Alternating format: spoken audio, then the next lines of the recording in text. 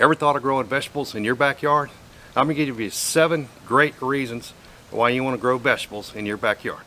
Hey guys, this is Daryl, Louisiana Simple Living. Thanks for being out in the garden again. I know there's a lot of you sitting on the fence or whether you want to go ahead and start a new backyard garden for the fall or the spring coming up. Or you got a bed in your backyard that you haven't used in a while. You want to go ahead and maybe amend it and start growing some vegetables in it. Well, I'm here to tell you that's absolutely a great idea. I'm going to give you 7 just really good reasons why you want to go ahead and do that. Now, yes, there is a little bit of effort and time you got to put into getting your garden going, but there's so many benefits, and it's well worth going ahead and starting your own garden, growing your own vegetables. If you haven't as yet, please subscribe, like that video. Feel free to share it. I'm sure there's a lot of people who could use this information as well. So let's get started. Yeah, I'm here to tell you that fresh, ripe vegetables just blow away anything you can get from the grocery store. You may be surprised that the vegetables that are in the grocery store are not necessarily based on the best taste. They're based on disease resistance, time to maturity, and then appearance. And freshness is another aspect you got to think of when you're looking at your vegetables in the grocery store. So they pick those vegetables before they're ripe. So most vegetables, they'll take 3 to 5 days, to transport from the field, the farmer, to the market. So then once at the market, it's probably 1 to 3 days before it's going to get put out on the shelves and then eventually bought. And at that point, it's lost a lot of its taste. It's lost some of its nutrition because it's not vine ripened. It's actually taken off the plant before it's actually ripe, so it will ripen on the way to the grocery store. So with your backyard garden, you can go and look at your vegetables and take those ones that are at the peak of ripeness, the peak of flavor, and the peak of nutrient. It's just by far a much better product for you to eat from a flavor standpoint and a nutrient standpoint. So maybe like as a kid, you're in your father's garden, he had this tomato on the vine, you walk over there and it's in the middle of summer, so it's kind of warm, so that tomato's kind of warm. You pull it off of the vine, man, you just take a bite of it. The taste, the flavors that are in one of those, freshly ripe tomatoes, right off the vine, homegrown, organic, it just can't be beat. You can't buy that at a grocery store. I hate to tell you, you just can't buy that flavor. All it takes is a fresh, homegrown, ripened vegetable to eat fresh off the vine, or to bring it inside, chop it up and put it in whatever your dinner is going to be tonight. To just know that your homegrown vegetables that you grew in your own garden in an organic manner is going to taste 10 times better than what you can get from a grocery store. Now, somewhat tied to the flavor, and I talked about the grocery store vegetables, the varieties, you may have 3 to 5 varieties of tomatoes, some of your other vegetables. In your backyard garden, you have a tremendous variety of vegetables that you can grow. And somewhat tied to the taste and the varieties that are used, they're not really focused necessarily on taste, but there's not a whole bunch of options. So again, they're focused on date to maturity, they're focused on the look, and they're focused on disease resistance, whereas we're focused on taste, and there's other things we want to see as well. So there's all kind of online vendors, your local nurseries. You can go and buy seeds for doggone near anything. There's just so many different types and colors and taste and all those different vegetables that it's just fun to do. You can grow all those in your backyard. There are various sizes, looks, taste, sweetness, heat, all different kind of characteristics, even within the same type of vegetable. And that's what's just kind of fun to understand. You don't have to eat just what's at your grocery store in those varieties. You have a much more broad opportunity to grow all kind of things, and that makes it fun. For example, from tomatoes, I grow a variety of tomatoes, but I do the Amish paste and the Martino's Roma for like a tomato sauce, tomato paste, things like that. Some of the other ones I do is a Japanese black trifle. I do black creme. I do a chocolate pear. I usually do a couple cherry, and in various other types, some beef eaters, some of the bigger tomatoes, I do those as well. And so it's just fun to see all the different kind of tomatoes. You know, you have different flavors. They're for different purposes. One goes better on a hamburger, the other goes better in a salad. The other ones I use for making a sauce. So it's just a variety. And for peppers, I do a couple types of jalapenos. I'll do a serrano. I'll do a thin red cayenne pepper, cubanelle. There's various other peppers that I like to grow too. And I use a blend of those plus some sweet peppers to make my Louisiana hot sauce. And I'll put a link down to that episode there. And what's important, they all have a little different taste characteristic. Some are hotter, some are sweeter. Again, some of those different things. And they're used differently, whether I can them, whether I cook them, you know, whether I eat them fresh, whether I cook them in a recipe. So it just gives you a variety. You're not having everything come ready to harvest all at the same time. So it just gives you variety in what you're eating, what you're cooking, what you're canning, and what you're growing. And the variety in the plants and their look and taste is one of the greatest joys that I have from gardening. It's a lot of fun. Now, gardening provides us a number of health benefits, you know, like stress reduction, you know, the nutrients that we need for our body to do well, and then physical activity, which is in this internet world we kind of live in. A lot of people, including myself, you want to be on front of the computer or in front of the TV watching your stream movie or whatever the case may be. So the physical activity is also another benefit of getting out in your backyard and growing some vegetables. So just on the stress reduction, just talking about that real quick, there's immeasurable value to going out in your backyard garden, looking at the plants, touching the plants that you're nurturing, digging in the soil, those kind of things. And look, the garden is a safe zone. You know, you hear everybody talk about these different terms, but a safe zone for me is out here in the garden. I come home from a stressful day at work, come out here and piddle in the garden, and it relaxes me. So it's good for my mental health. There's also benefits of digging with your hands in the dirt. There's a mycobacterium, vacay, and that's a soil-based organism that some studies have shown can kind of increase your serotonin levels, and so just overall it's beneficial to you being out in the garden. And gardening is my go-to stress reliever, except when the squash vine borer takes out a squash. That's a whole nother topic, a whole nother video. Check out that video as well. Now, nutrients, as I mentioned, is also another big benefit to your health. Obviously, you know, taking vitamins is good for you. Well, there's no better source of vitamins and minerals and those good things for your body than from some good homegrown organic vegetables. And so again, as compared to a grocery store where they're picked from the vine and the nutrients don't keep increasing and the flavor doesn't keep increasing, and it gets shipped through a number of days, when you take a vegetable straight off the vine, it is at its absolute maximum flavor and nutrient level. And remember, when you take a vegetable, when you take produce off of the vine, deterioration starts immediately. That decreases the level of nutrients, the beneficial nutrients that you need, than it would be from taking something directly off the vine and within 15 minutes or an hour cooking it up and eating it. And storage time, humidity, temperature, all those things from like transporting vegetables, that does have a real impact on the nutrients that are available. And if you were to take some vegetables off the vine, leave it outside in the summer heat, it would have some detrimental effect on the nutrients, I imagine, as well. And so, as I mentioned, the produce coming from at least in North America, from farm to the grocery stores, typically 3 to 5 days, more on the 5-day side of it. And produce from outside of the U.S. or outside of North America, I mean, I can take up to 3 weeks, probably coming by boat. And then if you add the 1 or 2 or 3 days that it's at the grocery store before it's purchased, you may have 3 or 4 weeks since that vegetable or fruit was picked to now you're getting ready to eat it. Versus if you can grow it in your own backyard, you pick it at its optimum time, it's ripening, its nutrients are at the maximum. It's just altogether more healthy for you.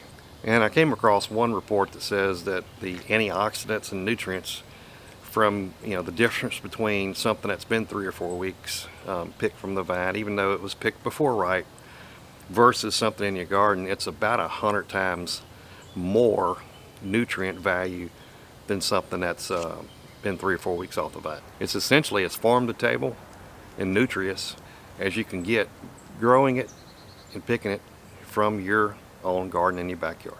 And also it's a benefit to your health through the physical activity and burning calories, getting a little exercise. And we all need more of that in this, again, internet kind of world that we live in, where media is jumping out in front of you everywhere you look. You want to check your phone, you want to check your Roku, you want to check your computer all the time. So it's a benefit to get out and get a little exercise. And it's different studies show, but it's anywhere between 300, 350 calories an hour if you get out in your garden and you're working in your garden. And it also increases exposure to vitamin D, which, you know, you got to be out in the sunlight for vitamin D to increase, and that's good for your bones and muscles. So in short, if you just get out in your garden, just look through your garden, picking bugs off, maybe doing a little, trimming, a little digging here or there, 30 minutes a day, man, you're gonna increase your physical activity.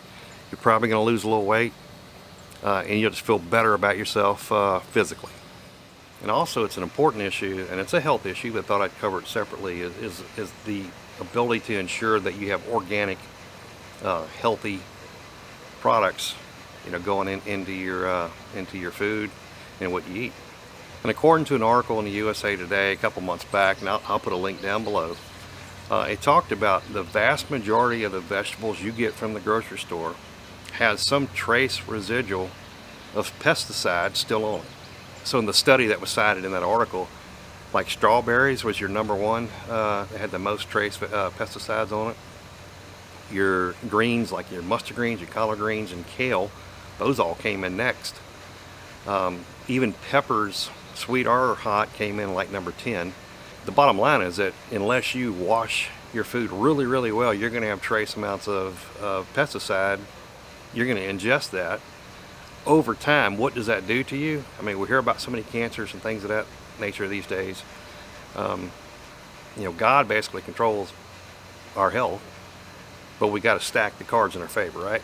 So I would rather eat less pesticide and eat more organic, and that's a choice that we make with our family.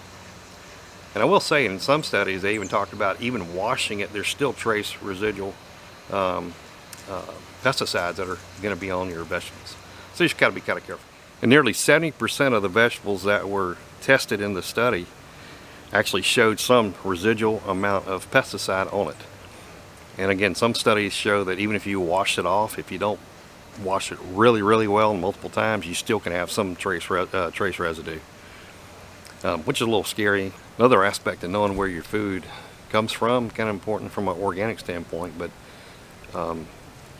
genetically modified or engineered food, if you're taking seeds that are not GMO, you're planting them in your garden, they're not genetically modified or engineered. And they actually do that in some of the produce that you buy from the grocery store. Unless it says organic, it may very well, it has pesticides on it, but it may also be genetically modified as well. I don't know about you, but that just kind of freaks me out to change something the way that it was naturally supposed to be to something else. And so just remember, and I haven't mentioned herbs, but the same thing applies to your produce, whether it be vegetables, fruit, or even herbs. You get them from the store, they very well may have some level of pesticide. But what we do know is if we grow them in our own backyard garden, that they're going to be fresh, ripe, tasty, nutrient filled, and organic. And that's important for me and my family. Now, an aesthetic landscape and garden gives you a pleasant feeling and joy when you walk out and look at your backyard, when you look at your backyard garden. Now, you can do what I do, and I do it for two different reasons, but I intersperse flowers in amongst my raised beds and containers. Number one, flowers are just nice looking. I'll take cut flowers off, go bring them in, give it to my wife, make some points. It's always good. As well as it draws or attracts pollinators, which you need for your vegetable garden, and those flowers is to bring some pollinators. So you get your butterflies, your bees. I have just 1,000 bees, it seems like, it's out here every day, different types, ones I've never even seen before. Those are always neat and aesthetically pleasing to have that. You can have bird houses, which I've had up to 3 seasons of eastern bluebirds grow right here, back on the other side here where my birdhouse is. You can have a bird bath. You can do a little water feature with a little pump that's going to keep that flowing. So it's going to attract the birds. It's going to attract frogs. Frogs will help you with the snails. Yeah, it may attract a snake or two, and they're going to help you out too. They're going to be eating a lot of these smaller things as well. So it's basically kind of creating a little ecosystem that looks good aesthetically, and that makes your garden perform as well as it can while it look good as well. One of the great benefits, one of the great things I love about gardening is it just triggers curiosity. It triggers learning and expanding your mind a little bit about what you know and what you don't know and what you can find out. And it also, it creates a hands-on learning environment or laboratory. So it's not just reading a book and going, that's interesting. It's actually reading a book and then going and applying it out in your garden, whether it be the way you're going to plant things, how you're going to fertilize it, how you're going to stay organic, all those different things you can research, how you're going to support it on have it run vertical. Different kind of things that just makes you want to learn. And know that gardeners don't know everything there is to know about gardening. I mean, including me. There's so many things I'm still learning each season as I go through gardening. Even as I'm going through a lot of these videos, I'm researching, finding some different angles on some things that I thought I knew or didn't know. So it's just a learning opportunity for everyone. And it's in a safe zone where you can work with your hands and figure things out at your own speed. So it's a lifetime of learning that never gets old. The other cool part about learning is when you got all these nice fresh vegetables, different kinds, it makes you be maybe a little experimental. You're going to eat more nutritious vegetables, but to be able to try out some new recipes you've never even tried before. In short, it keeps your brain active, especially if you're near retiring or retiring. It keeps your brain active, keeps your lifestyle active, and it's just a beneficial thing to help you out as you're going through life. And finally, growing your own produce gives you a good sense of achievement, of satisfaction, and just, it bumps your self-esteem to know that you've accomplished, you've done something like this that not everybody in the world can or knows how to do.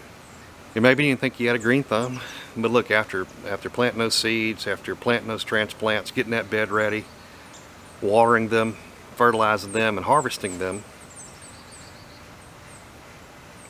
you can look in the mirror. You may see somebody new in the mirror. It may be somebody that is a little more confident about taking on some new things you had never tried before. Take a little risk. There's benefits to be had by doing some things, getting out of your comfort zone a little bit, and just a bump in your self-esteem. And in the process, being a little bit more in tune with the earth. And even cooler is your family and friends will want your vegetables, will want your produce because you grew it, because they know you grew it. So that's something to be really proud about. So thanks guys for coming back to Louisiana Simple Living again today. I want to talk a little bit about the reasons and the benefits of growing vegetables and fruits in your own backyard.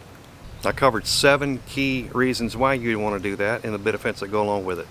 Hopefully I've given you some inspiration to maybe get a fall garden going if it's too late for your fall garden. Hey, let's do a spring garden. I got a lot of videos on my site, especially the Spring Garden 101. I'll put a link to that playlist down below. Check it out if you're interested in growing a garden. It's been my pledge since I started this YouTube channel. I was trying to get 1,000 of you viewers to go ahead and start a new backyard raised bed garden. Not at 1,000 yet. I'm hopefully going to get close. So check out those videos if you're interested. And look, it's really worth it. The satisfaction and all those things we've talked about in this video from doing your own garden. Doesn't have to be big like mine. It can be a 4x5 bed. You can raise a lot of stuff for a small family. So thanks guys for coming back to Louisiana Simple Living again today. I want to talk a little bit about the reasons and the benefits of growing vegetables and fruits in your own backyard. I covered 7 key reasons why you want to do that and the benefits that go along with it. Hopefully I've given you some inspiration to maybe get a fall garden going if it's too late for your fall garden. Hey, let's do a spring garden. I got a lot of videos on my site, especially the Spring Garden 101. I'll put a link to that playlist down below. Check it out if you're interested in growing a garden. It's been my pledge since I started this YouTube channel. I was trying to get 1,000 of you viewers to go ahead and start a new backyard raised bed garden. Not at 1,000 yet. I'm hopefully going to get close. So let me know if you're interested. So check out those videos if you're interested. And look, it's really worth it. The satisfaction and all those things we've talked about in this video from doing your own garden. So it's worth it. Give it a shot. So go out in your backyard and grow something.